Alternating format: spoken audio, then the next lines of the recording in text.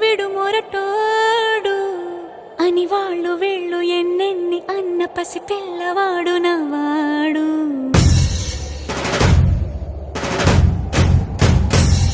విడు ముండోడు అని ఊరు వాడ అనుకున్న గాని మహారాజు నాకు నవాడు.